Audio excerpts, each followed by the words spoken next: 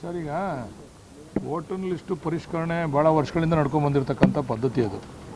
ನಮಗೆ ಸ್ವತಂತ್ರ ಬಂದಾಗಿಂದನೂ ಕೂಡ ಯಾರು ಮರಣವಂತಾರೆ, ಯಾರು ಆ ಗ್ರಾಮದಲ್ಲಿ ವಾಸ ಇರೋದಿಲ್ಲ, ಅದನ್ನು ಡಿಲೀಟ್ ಮಾಡ್ತಕ್ಕಂಥದ್ದು ಮತ್ತು ಯಾರು ಹೊಸದಾಗಿ ಇದ್ದಾರೆ ಅದನ್ನು ಸೇರ್ಪಡೆ ಮಾಡ್ತಕ್ಕಂಥದ್ದು ಪ್ರಕ್ರಿಯೆ.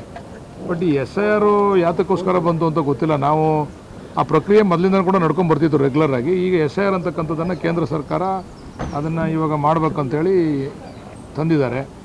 ಅದಕ್ಕೆ 1 ತಿಂಗಳು ಗಡುವು ಕೊಟ್ಟಿದ್ದಾರೆ. 1 ತಿಂಗಳು ಯಾಕೆ ಅಷ್ಟು ಬೇಗ ಅಷ್ಟೊಂದು ತರಾತುರಿನಲ್ಲಿ 1 ತಿಂಗಳಲ್ಲೇ ಮುಗಿಸ್ಬೇಕು ಅಂತಕ್ಕಂಥ ಗಡುವು ಗೊತ್ತಿಲ್ಲ. ಈಗ SIRಯಿಂದ ರಾಜ್ಯಗಳ ಮೇಲೆ ರಾಜ್ಯದ ಚುನಾವಣೆಗಳ ಮೇಲೆ ಯಾವ ರೀತಿ ಪರಿಣಾಮ ಬೀರಿದೆ ಅಂತಕ್ಕಂಥದ್ದು ಕೂಡ ವೆಸ್ಟ್ ಬೆಂಗಾಲ್ ಇರ್ಬೋದು, ಬೇರೆ ಬೇರೆ ಕಡೆಯಲ್ಲಿ ನಾವೆಲ್ಲ ನೋಡಿದ್ದೀವಿ.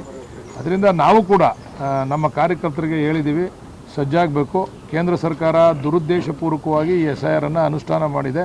ಅದನ್ನು ನಾವು ಸಂಪೂರ್ಣವಾಗಿ ನಮ್ಮ ಮತದಾರರನ್ನ ಅದರಲ್ಲಿ ನೋಂದಣಿ ಮಾಡ್ತಕ್ಕಂಥ ಪ್ರಕ್ರಿಯೆಗೆ ನಾವು ಚಾಲನೆ ಕೊಡಬೇಕು. ಅದನ್ನು ನಾವು ಕೊಡ್ತಾ ಇದ್ದೀವಿ. ನಮ್ಮ ನಾಯಕರುಗಳು ಕೂಡ ನಮ್ಗೆ ಎಚ್ಚರಿಸ್ತಾ ಇದ್ದಾರೆ. ಅದನ್ನು ಮಾಡಿ ಮುಗಿಸ್ತೀವಿ ಸರ್. ಈ ತಿಂಗಳಲ್ಲಿ ಈ ಕುಮಾರಸ್ವಾಮಿ ಅವರು ಹೋಗಿ ಬಂದರು ಸರ್, DK ಶಿವಕುಮಾರ್ ಬರಲಿಲ್ಲ ಅಂತ ಅಲ್ಲಿ ಚೇರ್ ಹಾಕಿ ರೆಡಿ ಮಾಡಿ ಸರ್. ಅವ್ರ ಬಗ್ಗೆ ಮಾತಾಡೋದು ಬೇಡ ಸರ್, ಬೇರೆ ಏನಾದ್ರು ಮಾತಾಡಿ ಬಿಡದಿ ವಿಚಾರವಾಗಿ ಸರ್. ಬಿಡದಿ ಹೇಳಿ ಸರ್.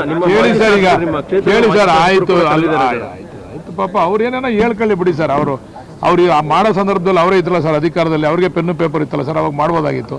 ಅವಾಗ ಮಾಡದೆ DK ಶಿವಕುಮಾರ್ ಅವ್ರ ಮೇಲೆ ಗೂಬೆ ಕುಂಡಿಸ್ಬೇಕು ಅಂತಕ್ಕಂಥ ವಿಚಾರವಾಗಿ DK ಶಿವಕುಮಾರ್ ಅವರು ಮುಖ್ಯಮಂತ್ರಿ ಆದ್ಮೇಲೆ ಭಾಳ ಆಕ್ಟಿವ್ ಆಗ್ಬಿಟ್ಟವ್ರೆ.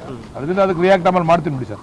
ನೀವು ಸಣ್ಣ ಆಗ್ಬೇಕಲ್ವಾ? ಅದು ಒಂದು ಉತ್ತಮ ಆಹಾರದಿಂದ ಸಣ್ಣ ಆಗ್ಬೇಕಲ್ವಾ? ಪ್ರತಿದಿನ ನಮ್ಮ ಜೀನಿ ಸ್ಲಿಮ್ನ ಯೂಸ್ ಮಾಡಿ ಯಾವುದೇ ಸೈಡ್ ಎಫೆಕ್ಟ್ ಇಲ್ದಂಗೆ ನೀವು ಸಣ್ಣ ಆಗ್ತೀರಾ.